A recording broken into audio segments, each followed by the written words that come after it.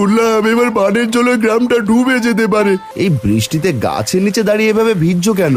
বানের জলে কতগুলো মাছের ঝাঁক ভেসে আসছে। আজ বেগুন দিয়ে ইলিশ রান্না করো। আর যদি বানের জলটা না হতো তাহলে এত বড় ইলিশ চোখে দেখতামও না। এই বানের জল আর বৃষ্টি আমাদের সব শেষ করে দিল। তুই ইলিশ রান্না করে আনলি?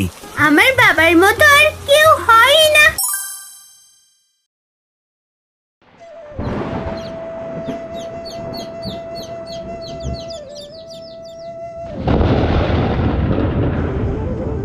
আজ মনে করেছিলাম কাঁথাটা সেলাই করে উঠবো, সেটা কেমন করে হবে? আকাশটা হঠাৎ এমন কালো মেঘে ঢেকে যাচ্ছে, বৃষ্টি এলো বলে। মা, তাড়াতাড়ি জ্বালানি আর মুরগিগুলো তুলে ফেলি। তুমিও আমার সাথে আসো।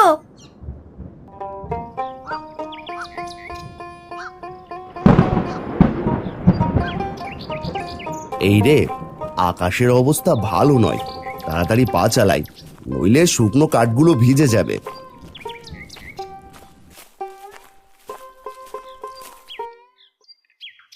মহাজন, অনেক কাঠ কেটেছি, এদিকে বৃষ্টি আসতে পারে যে কোনো সময়।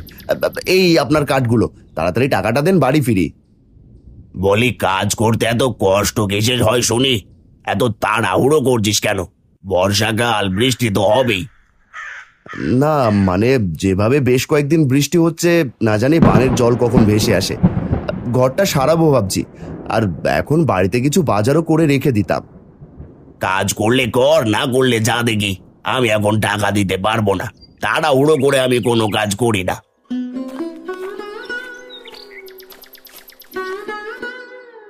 সে সারাদিন কাজ করে দুবেলা খাবার খাওয়ার জন্য। তুমি যদি টাকা না দাও তাহলে সে কেমন করে চলবে? হারানকে টাকাটা দিয়ে দাও গো। আরে, হারানের কাছে তো এমনিতেই টাকা পাবো। তুমি যখন বলছো ঠিক আছে গিন্নি, এই নে, আজকের টাকাটা রাখ। অনেক বড় উপকার হলো মহাজন, তবে এবেলা আমি আসি।